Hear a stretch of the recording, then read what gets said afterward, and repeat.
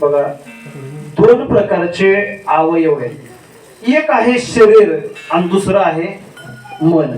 बर का, आपण शरीरानं कुठं आहोत त्यापेक्षा सुद्धा आपण मनानं कुठं आहोत त्याला जास्त महत्व आहे.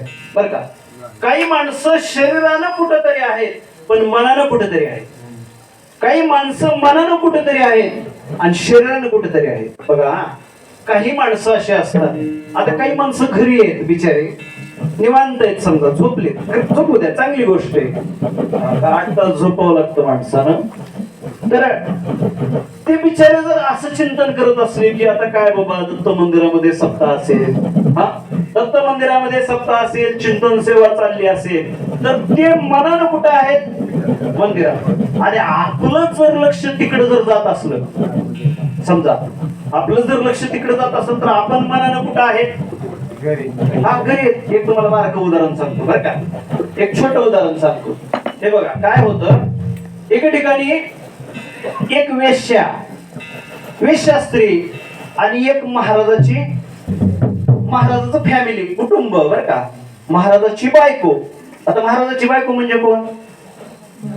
महाराजाची बायको म्हणजे कोण? हा, डॉक्टरची बायको, शिक्षकाची बायको मास्तरी, इंजिनियरची बायको, आणि महाराजाची बायको हरिपाठी. येतो का तिला? नका काही ना, पण महाराजाची बायको.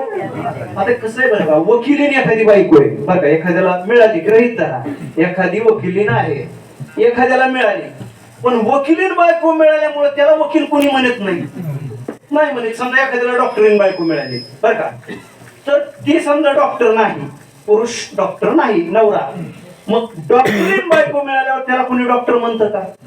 नाही. पण डॉक्टर बायको म्हणजे बायकाचं कुणी कुठून फायदाच आहे बाबा. मग पुण्य पापात फायदा, नावात फायदा, प्रसिद्धीत फायदा, वाहनात फायदा आहे की नाही? वाहन कसलं? वाघासारखं वाहन आहे तुम्हाला नाही का? अंबिका, चंडिका यांना कशी वाहन आहेत बघा ना का. जगदंबेला कोणतं वाहन आहे? वाघ. आणि भगवान शंकराला नंदी. बघा कसं आहे, म्हणजे एकाला कुटी दुसऱ्याला राजदूत आहे का नाही? एवढा मतभेद असून कस काय तुम्ही म्हणता आमच्यावर अन्याय? तात्पर्य काय चाललंय आपलं? तात्पर्य असं चाललेलं आहे महाराज, विटेवरी ज्यांची पाऊले समान तोची एकदान शूरदाता. मनाचा संकल्प, मन कुठं असेल तिथं माणसानं असेल तर पुण्यप्रद आहे. आता महाराजाची बायको आणि वेश्या शेजारी राहायच्या बरं का. ऐका, मग वेश्येला काय वाटायचं? आता वेश्येला बिचारीला वाईट वाटायचं बरं का.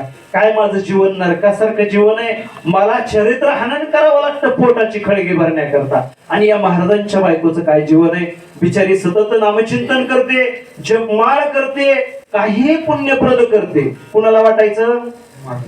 वेश्येला काय वाटायचं? वेश्येला कौतुक कोणाचं वाटायचं? महाराजाच्या बायकोचं, महाराजाच्या बायकोच्या पुण्याचं. आणि महाराजाच्या बायकोला काय वाटायचं? हातात जपमाळ. काय मूर्ख ही बाई, काय मूर्ख ही बाई. आता ही जप करीत होती का मूर्ख आहे हीच करीत होती कुणाला माहिती? काय मूर्ख आहे, काय हिच्या जीवनात उपयोग नाही, काय ही नरकासारखं जीवन आहे हिचं. मेल्या दोघी जळून. काय झालं? शॉर्ट सर्किट झालं, दोघी मेल्या. चित्रगुप्तानं नेल्या, उचलून यमासमोर ठेवल्या. वेश्या. आता हिला कुठे टाकायचं? यमानं सांगितलं ही वेश्या, हिला टाका म्हणजे स्वर्गात. महाराजाची बायको नरकात. आता कसं असं बघा, कशामुळे असं घडलं? मनाचा संकल्प वेश्येचा चांगला आहे. कर्म जरी खराब असलं तरी कर्म खराब आहे, परंतु मनाचा संकल्प कसा आहे? शुद्ध आहे. आणि महाराजाच्या बायकोच्या कर्म चांगलं आहे पण मनाचा संकल्प कसा आहे? खराब आहे. बरोबर. मनाचा संकल्प पाववेल सिद्धी, जरी राही बुद्धी त्याचे पाय गडबड नाही ना. म्हणजे विठ्ठल विठ्ठल विठ्ठल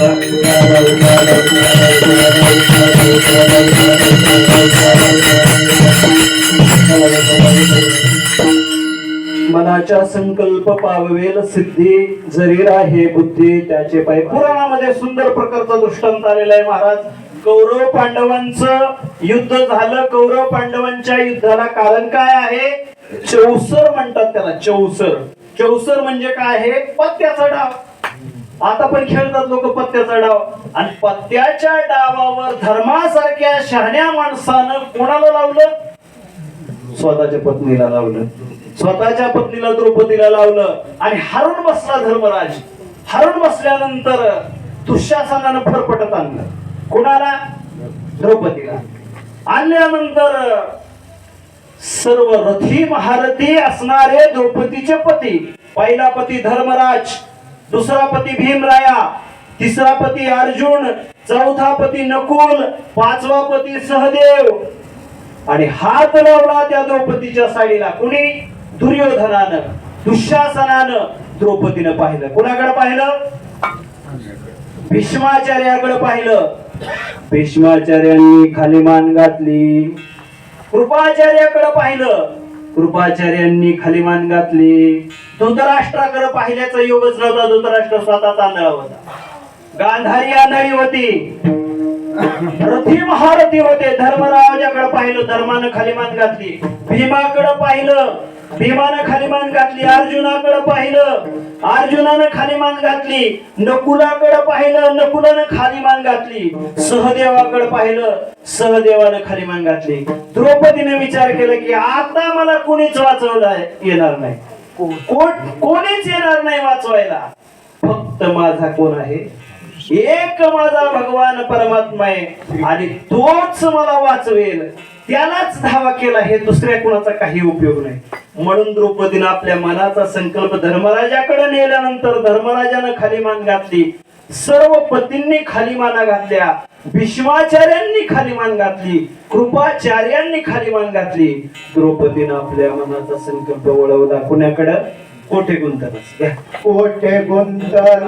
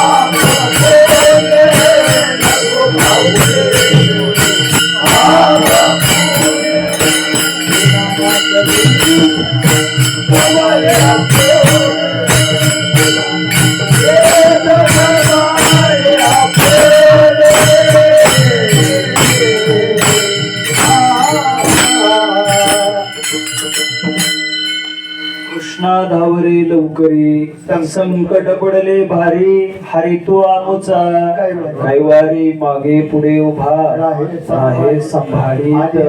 आलिया आघात निवाराया. द्रौपदीनं हाक मारल्या बरोबर भगवान कृष्ण परमात्मा हजर झाले. परंतु कोणत्या रूपामध्ये? कृष्ण रूपामध्ये हजर झाले नाहीत महाराज. तर महाराज कृष्ण देव साडीच्या रूपात हजर झाले आणि साडी पुरवली द्रौपदीला. दुःशासन ओढता ओढता थकून गेला, आणि ओढता ओढता इतकं ओढलं थकून बसला जागेवर. परंतु द्रौपदीच साडी आहे का साडीत द्रौपदी आहे हे काही दुःशासनाला कळेना, दुर्योधनाला कळेना. म्हणजेच काय? मनाचा संकल्प कोणाकडे वळवला? भगवंताकडे. वळवल्यानंतर पाववेल सिद्धी, जरी आहे बुद्धी, त्याचे पायी विटेवरी ज्यांची. पाऊले समान तोची एकदान, शूरदाता तुका म्हणे मज धाडिले निरोप धाडिले निरोपा मार्ग. मार्ग हा सोपा सुखरूप आता सुखरूप असणारा मार्ग आहे, सोपा मार्ग आहे, अन्य मार्ग आहे. जप तप कर्म क्रिया नेम धर्म वाहुगाची श्रम व्यर्थ जाय. याचा अर्थ काहीच करू नका असं नाही, जप करू नका असं नाही, परंतु नियमावली समजून घेऊन करा बर का. काही माणसं डाव्या हातात माळ धरून जप करतात, किंवा बघा आता हे पहिलं बोट आहे, ह्या बोटामध्ये माळ चालत नसते बरं का, या बोटामध्ये माळ असावी लागते. बरं, जपाचे नियम आपल्याला थोडी माहिती असावी लागतात. पहिली गोष्ट तर जप लोकांच्या समोर करून लागतो बर का. जप असं काय करावं लागतो, झाकून करावा लागतो. झाकून म्हणजे कसं, एखादा कपडा असं साडीच्या आड लपवा. का लपवा, त्याच कारण असं आहे महाराज, पुण्य जगाला दाखवायचं नसतं. आपलं उलट आहे महाराज. आपलं कसं गोंधळ आहे माहितीये का, आपण काशीला गेल्याचा बोबाटा आहे. मांजर मारलेली सांगायचंच नाही, मांजर मारलेली. खरं तर कसं आहे माहितीये का, मांजर मारली ही सांगा आधी, काशीला गेलेलं सांगूच नका. पुण्य ठेवावं लागतं, काय करावं लागतं, झाकून ठेवावं लागतं महाराज. धान्य कसं असतं, झाकलेलं असतं, आणि झाकलेलं असल्यामुळे काय होतं, उगवत. तसं झाकून जप करावा लागतो बर का, झाकून. अन्य कर्मामध्ये आत्यंतिक प्रकारची सूक्ष्मता आहे, खूप सूक्ष्म आहे. जप तप कर्म क्रिया नियम धर्म काही नित्य नियम असतात बघा. ते नित्य नियम नियमानं करावे लागतात, त्याला म्हणतात नित्य नियम. नित्य नियम नामी ते प्राणी दुर्लभ लक्ष्मी वल्लभ या जवळी. मग ही नित्य नियमाची काही आहेत. अशी कर्म जर घडत नसतील आपल्याकडून तर काय करावं लागेल, विटेवरी ज्यांची पाऊले समान तुझी एकदान शूरदाता. अशा पांडुरंग परमात्म्याला, अशा दत्त परमात्म्याला आपल्याला काय करावं लागेल, शरण जावं लागेल. आणि शरण जाऊन पुन्हा पुन्हा काय प्रार्थना करावी लागेल की हे चिदान देगा देवा तुझा विसर न व्हावा. गुण गायी नावडी हीच माझी सर्व जोडी. तुका म्हणे मज धाडिले निरोपा मार्ग हा सोपा सुखरूप. परंपरा सांगतात, आम्ही वैकुंठाहून आम्ही वैकुंठवासे आलो याची कारणासी. बोलिले ऋषी साच भावे वर्ताव्या जाडू संतांचे मार्ग. आडराने भरले जग उच्चेष्टाचा भाग शेष उरला तो शिव. तुका म्हणे मज धाडिले निरोपा मार्ग हा सोपा सुखरूप. विटेवरी ज्यांचे पाऊले समान तोची एकदान शूरदाता. ज्ञानेश्वर पाऊले